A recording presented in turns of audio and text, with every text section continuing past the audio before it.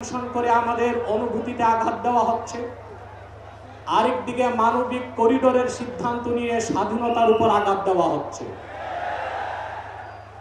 আমার মনে হয় বিতর্কিত নারী কমিশন করে আমাদের দৃষ্টি এদিক রেখে বর্তমানে মার্কিন যুক্তরাষ্ট্রের সাথে বাংলাদেশের স্বাধীনতা বিক্রির সওদাবাজি হচ্ছে কিনা সেটাও দেখতে হবে। হেফাজতে ইসলাম বাংলাদেশ শুধু দাবি করবে না, সকল মাসলাকের মানুষের পূর্ণ সমর্থন হেফাজতের প্রতি আছে, কারণ হেফাজত হচ্ছে বাংলাদেশে সর্ববৃহৎ ইসলামী অরাজনৈতিক সংগঠন। আজ আমি এই জনতার পক্ষ থেকে, বাংলাদেশের কোটি কোটি মুসলমানের পক্ষ থেকে হেফাজতের সম্মানিত আমিরের কাছে বলবো, হেফাজত রাজনীতিতে যাবে না, কিন্তু রাজনীতি নিয়ন্ত্রণ করতে হবে। 53 বছরের ইতিহাস আমাদের কলঙ্কিত।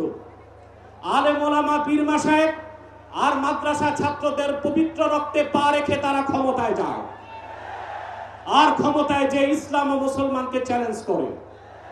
এই সুযোগ আর দেওয়া হবে না। অনতি বিলম্বে বিতর্কিত নারী কমিশনের সমস্ত প্রস্তাব বাতিল করলেই হবে না। যে নারী নামের হিজড়াগুলো এই দুঃসাহস করেছে, গ্রেফতার করে তাদেরকে আইনের আওতায় আনতে হবে। আরেকটি বিষয় হচ্ছে, ডক্টর ইউনূসকে বক্তব্য পরিষ্কার করতে হবে।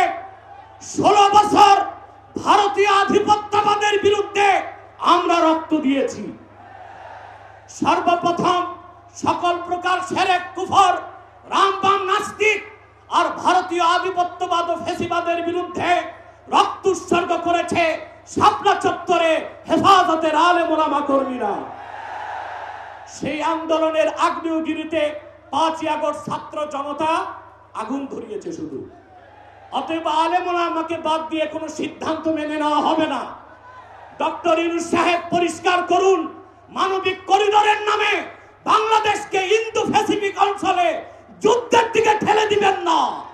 আগ্রাসী শক্তিকে বলে দিচ্ছি, আমার দেশের সবুজ লাল পতাকার দিকে যে চোখ তুলবে তার চোখ উপড়ে দেওয়া হবে। আমার বাংলার কোন 1 ইঞ্চি মাটিতে আগ্রাসনের থাবা বসালে সেই কালো হাত ভেঙে দেওয়া হবে। ব্লাসফেমি আইন করতে হবে। Freedom of expression, freedom of speech, বাক স্বাধীনতার নামে ইসলাম বিরোধিতা যেই করবে তাকে আইনের আওতায় আনতে হবে। আমার দেশে অসংখ্য আলেম ওলামা, নিরীহ মানুষকে জঙ্গি তকমা দিয়ে কারাগারে রাখা হয়েছে।